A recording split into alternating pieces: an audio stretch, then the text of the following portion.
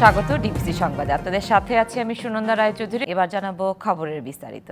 নেপাল চীন সীমান্তে 7.1 মাত্রার শক্তিশালী ভূমিকম্পে 53 জনের প্রাণ গেছে। স্থানীয় সময় সকাল 6টা 50 শক্তিশালী ভূমিকম্প আঘাত হানে। এর ধাক্কা লেগেছে রাজধানী ঢাকা সহ দেশের বিভিন্ন অঞ্চলে। যুক্তরাষ্ট্রের ভূতাত্ত্বিক জরিপের তথ্য মতে ভূমিকম্পটির উৎপত্তি স্থল ছিল নেপালের লোবুচে থেকে প্রায় 91 কিলোমিটার দূরে চীনের তিব্বতে। মঙ্গলবার সকালে ভূমিকম্পটি আঘাত হানলে আতঙ্কে রাস্তায় নেমে আসে বাসিন্দারা। ভূমিকম্পে হতাহতের পাশাপাশি দক্ষিণ পূর্বাঞ্চলের হাজারেরও বেশি ভবন ক্ষতিগ্রস্ত হয়। আফটারশক অনুভূত বেশ কয়েকবার। বন্ধ হয়ে গেছে বিদ্যুৎ ও পানি সরবরাহ। শক্তিশালী এই ভূমিকম্পে কেঁপে ওঠে চীনের স্বায়ত্তশাসিত অঞ্চল তিব্বতের শিকাৎসে শহরও। রিক্টার স্কেলে এর মাত্রা ছিল 6.9। কম্পন ছড়িয়ে পড়ে বাংলাদেশ, ভারত ও ভুটান পর্যন্ত।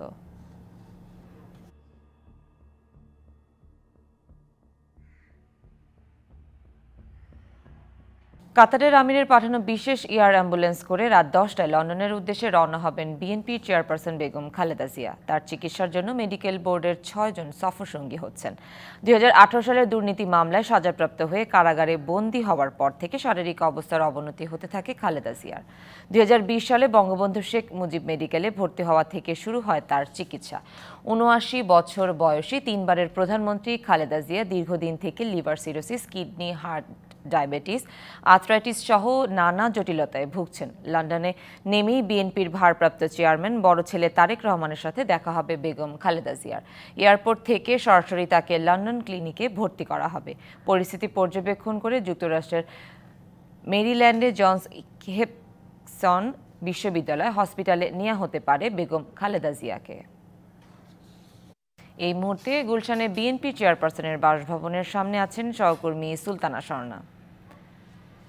স্বর্ণা, বেগম খালেদা জিয়ার চিকিৎসা যাত্রা সম্পর্কে আর কি তথ্য আছে আপনার কাছে, বিস্তারিত জানাবেন।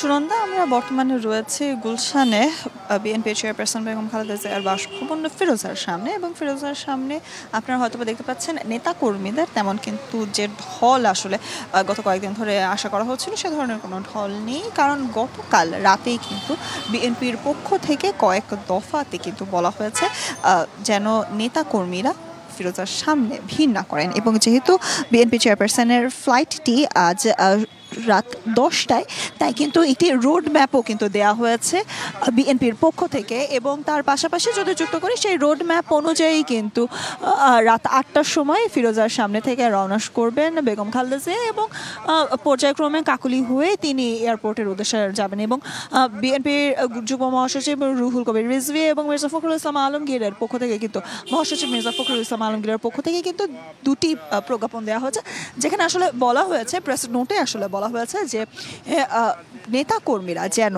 ফিরোজা কিংবা বিমানবন্দরের আশপাশে ভিড় না করেন, সুশৃঙ্খলভাবে যেন বেগম খালেদা জিয়াকে আসলে বিদায় দেওয়ার যে প্রক্রিয়া রয়েছে সেই বিদায় দেওয়ার প্রক্রিয়াতে তারা যোগদান করেন। এবং সেক্ষেত্রে যদি বলি, বেগম খালেদা জিয়াকে বহনকারী যে এয়ার অ্যাম্বুলেন্সটি রয়েছে সেই এয়ার অ্যাম্বুলেন্সটি কিন্তু কাতারের আমিরের সেই পাঠানো সেই এয়ার অ্যাম্বুলেন্সটি এরই মধ্যে বাংলাদেশে এসেছে এবং হযরত শাহজালাল আন্তর্জাতিক বিমানবন্দরে কিন্তু রয়েছে। এবং আজ রাতে বেগম খালেদা জিয়ার সফরসঙ্গী হবেন আরও 6 জন, তার ব্যক্তিগত চিকিৎসক সহ তার ছোট ছেলে আরফাত রহমান কোকোর স্ত্রী শামিলা রহমান সহ আরও অনেকেই কিন্তু তার সাথে সফরসঙ্গী হবেন। এবং সেক্ষেত্রে আসলে যদি যোগ করি, দীর্ঘদিন ধরে সুনন্দা আপনি যেমন বলছিলেন যে লিভার সিরোসিসের পাশাপাশি ডায়াবেটিস, হার্ট এবং আর্থারাইটিসে ভুগছিলেন বেগম খালেদা জিয়া, এবং তাকে কিন্তু গত কয়েক বছর ধরে বিএনপির পক্ষ থেকে কিন্তু বারংবার বিদেশে নিয়ে তার উন্নত চিকিৎসা করার জন্য কিন্তু আহ্বান জানানো হচ্ছিল বিএনপির পক্ষ থেকে।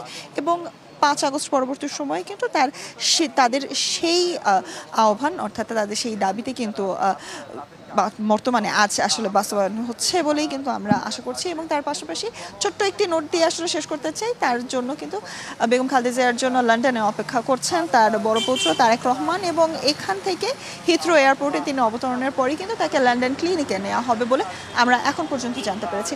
সুনন্দা, আমরা রয়েছি ফিরোজার সামনে, পরবর্তী বুলেটিনে হয়তো বা আরও বিস্তারিত জানাতে পারবো। স্বর্ণা, ধন্যবাদ আপনাকে আমাদের সাথে যুক্ত হওয়ার জন্য। বিএনপি চেয়ারপারসন বেগম খালেদা জিয়াকে যুক্তরাজ্যের লন্ডনে নেয়ার জন্য কাতারের আমিরের পাঠানো বিশেষ এয়ার অ্যাম্বুলেন্সে রয়েছে আইসিইউ সহ উন্নত সব সুবিধা। আর যুক্তরাজ্যে যে লন্ডন ক্লিনিকে চিকিৎসা নেবেন সেটিতে ব্রিটিশ রাজ পরিবারের সদস্যদের পাশাপাশি বিভিন্ন দেশের রাষ্ট্রপ্রধান, রাজনীতিবিদ, অভিনেতা ও ধর্নাঢ্য ব্যক্তিরা চিকিৎসা নেন। বিএনপি চেয়ারপারসন বেগম খালেদা জিয়াকে যুক্তরাজ্যে নেয়ার জন্য কাতারের আমিরের পাঠানো বিশেষ এয়ার অ্যাম্বুলেন্স সোমবার রাতেই ঢাকায় পৌঁছেছে। বিশেষায়িত এয়ার অ্যাম্বুলেন্স কাতারের আমিরের পরিবারের সদস্যরা জরুরি চিকিৎসার জন্য দূরবর্তী কোথাও যেতে ব্যবহার করেন। ইউরোপিয়ান অ্যারোস্পেস কর্পোরেশনের তৈরি এয়ারবাস A319 মডেলের এই এয়ার অ্যাম্বুলেন্সে আছে অত্যাধুনিক সব সুবিধা। এয়ার অ্যাম্বুলেন্সের ভেতরে নিবিড় পরিচর্যা ইউনিট আইসিইউ রয়েছে, ভেন্টিলেটর, ডিফিব্রিলেটর, ইনফিউশন পাম্প এবং উন্নত কার্ডিয়াক মনিটরের মতো সুবিধাও আছে। তবে অ্যাম্বুলেন্সের ধারণ ক্ষমতা সহ বিস্তারিত সব তথ্য গোপন রেখেছে কাতার কর্তৃপক্ষ। এদিকে যুক্তরাজ্যে খালেদা জিয়া চিকিৎসা নেবেন লন্ডন ক্লিনিকে। দেশটির সবচেয়ে বড় বেসরকারি হাসপাতালগুলোর মধ্যে এটি একটি। প্রায় 100 বছরের পুরনো এই হাসপাতালের অবস্থান সেন্ট্রাল লন্ডনের ডেভনশায়ার প্লেস ও মেরিলিবন সড়কে। ক্যান্সার, ইউরোলজি ও গাইনোলজি চিকিৎসার জন্য সুনাম রয়েছে লন্ডন ক্লিনিকের। রয়েছে রোবোটিক সার্জারির ব্যবস্থাও। লন্ডন হাসপাতালে ব্রিটিশ রাজপরিবারের সদস্যদের পাশাপাশি চিকিৎসা নেন বিভিন্ন দেশের রাষ্ট্রপ্রধান, রাজনীতিক, অভিনেতা ও ধর্নাঢ্য ব্যক্তিরা। ব্রিটিশ যুবরাজ উইলিয়ামের স্ত্রী ক্যাথরিন এই হাসপাতালেই ক্যান্সারের চিকিৎসা করিয়েছেন। রানী এলিজাবেথ, তার স্বামী ফিলিপ অব এডিনবরা একাধিকবার এই হাসপাতালে সেবা নেন। যুক্তরাষ্ট্রের সাবেক প্রেসিডেন্ট জন এফ কেনেডি ও অভিনেত্রী লিজ টেইলর এই হাসপাতালে সেবা নেওয়াদের তালিকায়। Khalid Hasan, DBC news desk. রাজধানীর পুরানা পল্টনে মানিকগঞ্জ ভবনে লাগা আগুন নিয়ন্ত্রণে এসেছে। ফায়ার সার্ভিসের 7টি ইউনিটের চেষ্টায় সকাল 10:30টার দিকে আগুন নিয়ন্ত্রণে আসে। এর আগে সকাল 9:17 চারতলা ওই ভবনের দ্বিতীয় তলায় একটি ল চেম্বারে আগুন লাগে। খবর পেয়ে ঘটনাস্থলে পৌঁছে আগুন নেভানোর কাজ শুরু করে সিদ্দিকী বাজার ফায়ার স্টেশনের 2টি ইউনিট। পরে যোগ হয় আরও 5টি ইউনিট। ফায়ার সার্ভিসকে সহায়তার কাজ করে 2 প্লাটুন বিজিবি। তবে আগুনের ক্ষয়ক্ষতি সম্পর্কে এখনো কিছু জানায়নি ফায়ার সার্ভিস।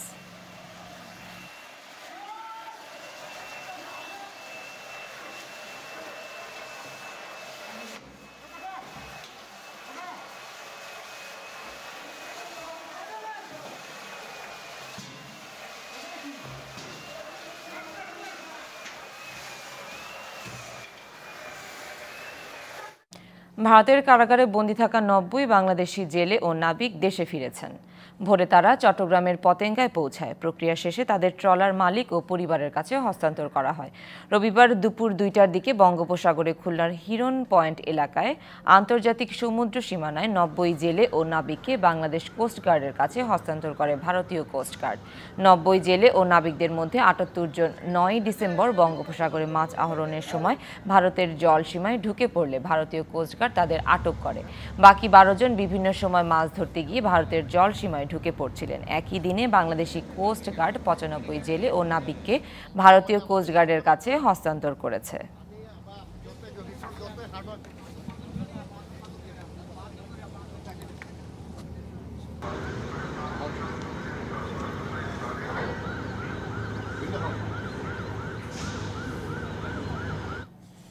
দিন দিন পরিযায়ী পাখিরা মুখ ফিরিয়ে নিচ্ছে ভোলা থেকে। নদীতে খাবারের অভাবের পাশাপাশি শিকারীদের দৌরাত্ম্য আর কোলাহল মুক্ত বিচরণ ক্ষেত্রের অভাবে এমন ঘটছে বলে মনে করছেন স্থানীয়রা। তবে উপকূলীয় বন বিভাগের মতে খাবারের সন্ধানে পাখিরা তাদের বিচরণ ক্ষেত্র বদলেছে। হেমন্তের শেষে দীর্ঘপথ পেরিয়ে শীতপ্রধান অঞ্চল থেকে হাজার হাজার পরিযায়ী পাখি আসে ভোলার চরাঞ্চলে। জেলার চারদিকে ঘিরে থাকা নদী আর বঙ্গোপসাগরের বুকে জেগে ওঠা ডুবোচরগুলো বিচরণের ক্ষেত্র হিসেবে বেছে নেয় তারা। এসব পাখির মধ্যে মহাবিপন্ন পাখি চামচঠুট বাটান, আছে সংকটাপন্ন পাখি দেশি গাংচোষা, বিভিন্ন প্রজাতির হাঁস, কাদাখোচারা প্রায় 6 মাস এখানেই অবস্থান করে। তাই বহুবিপন্ন পাখির টিকে থাকার জন্য এই অঞ্চলটি অত্যন্ত গুরুত্বপূর্ণ। তবে এবছর ভোলায় আসা পরিযায়ী পাখির সংখ্যা কম। অবৈধ মশারি জালে ছোট মাছ ও পোকামাকড় ধ্বংসের কারণে খাবারের সংকটের পাশাপাশি শিকারীদের দৌরাত্ম্যকে দায়ী করছেন স্থানীয়রা। দেশ থেকে অনেক লোক যায় শিকার করে, তারপর শহরের লোকজন আছে এদের ভয়ে পাখি সরিয়ে যায় গিয়ে। পোকামাকড় আর মাছ খাইতে পারে না দিয়ে পাখিগুলো আসে না। বাদা জাল এবং এই ফাই জাল এগুলো নিয়ে গুড়া মাছগুলো নষ্ট হয়ে ফেলা গেছে, এই জন্য পাখিগুলো আসে না। এদিকে পাখি নিধন বন্ধে টহল টিম জোরদারের পাশাপাশি জনসচেতনতা বাড়াতে কাজ করার কথা জানিয়েছে বন বিভাগ। পাখি যাতে অবাধে বিচরণ করতে পারে এবং উপকূলীয় বন বিভাগ ভোলার জীববৈচিত্র্যের সম্ভারটা যেন আরও প্রতিনিয়ত বৃদ্ধি পায়, সে লক্ষ্যে উপকূলীয় বন বিভাগ ভোলা কাজ করে যাচ্ছে। বাংলাদেশ বার্ডস ক্লাবের পাখিশুমারির তথ্য অনুযায়ী ভোলার উপকূলের ১৯টি কাদাচর সহ ৪৪টি স্থানে ২০২৪ সালে ৬২ প্রজাতির ৩৪,৩১২টি পাখি গণনা করেছিল। ২০২৩ সালের তুলনায় ২০২৪ সালে জেলায় ৩৬.৫% কম পাখি দেখা গেছে। DBC news desk. শক্তিশালী তুষারঝড় ব্লেয়ারের তাণ্ডবে বিপর্যস্ত যুক্তরাষ্ট্রের পূর্বাঞ্চল। এতে এখন পর্যন্ত প্রাণহানি হয়েছে ৬ জনের। বিবিসি বলছে আর্কটিকে সৃষ্ট একটি মেরু ঘূর্ণিঝড় মধ্যাঞ্চল থেকে পূর্বাঞ্চলে রবিবার তীব্র হিমশীতল আবহাওয়া নিয়ে আসে, যার প্রভাব পড়েছে ৩০টিরও বেশি অঙ্গরাজ্যে। বিদ্যুৎ বিচ্ছিন্ন রয়েছে সেখানকার 2,50,000 মানুষ। তুষারঝড়ে সবচেয়ে বেশি ক্ষতিগ্রস্ত টেক্সাস, কানসাস, ভার্জিনিয়া ও ক্যারোলাইনার অঙ্গরাজ্য। বাতিল হয়েছে 2,000-এরও বেশি ফ্লাইট। এরই মধ্যে সাময়িকভাবে বন্ধ ঘোষণা করা হয়েছে বেশিরভাগ শহরের স্কুল ও সরকারি অফিস। কানসাসের কোথাও কোথাও 46 সেন্টিমিটার পর্যন্ত বরফ জমেছে। এতে ব্যাহত হচ্ছে যান চলাচল, ভোগান্তি বেড়েছে স্থানীয়দের। ২০২৪ সালের যুক্তরাষ্ট্রের প্রেসিডেন্ট নির্বাচনকে বৈধতা দিয়েছে মার্কিন কংগ্রেস। স্থানীয় সময় সোমবার কংগ্রেস অধিবেশন শুরুর পর এই অনুমোদন দেন দেশটির আইন প্রণেতারা। রয়টার্স বলছে মার্কিন সংবিধান অনুযায়ী এই অনুমোদন প্রক্রিয়া সভাপতিত্ব করেন ভাইস প্রেসিডেন্ট কমলা হ্যারিস। এ সময় সংবিধানের প্রতি আনুগত্য এবং মার্কিন জনগণের প্রতি অটুট বিশ্বাস অব্যাহত থাকবে বলে জানান কমলা হ্যারিস। সেই সাথে শান্তিপূর্ণ ক্ষমতা হস্তান্তরের কথাও বলেন তিনি। এদিকে সামাজিক যোগাযোগ মাধ্যমে এই স্বীকৃতিকে রিপাবলিকানদের জন্য ইতিহাসের একটি বড় মুহূর্ত বলে উল্লেখ করেছেন ডোনাল্ড ট্রাম্প। গত ৫ই নভেম্বর ডেমোক্র্যাট প্রার্থী কমলা হ্যারিসকে হারিয়ে প্রেসিডেন্ট নির্বাচিত হন ডোনাল্ড ট্রাম্প। সংবাদ এই ছিল এখনকার মতো। ডিবিসি নিউজের সংবাদগুলো পড়তে ভিজিট করুন dbcnews.tv আর ভিজিট করুন ডিবিসি নিউজের ফেসবুক পেজ এবং ইউটিউব চ্যানেল। সাথেই থাকুন।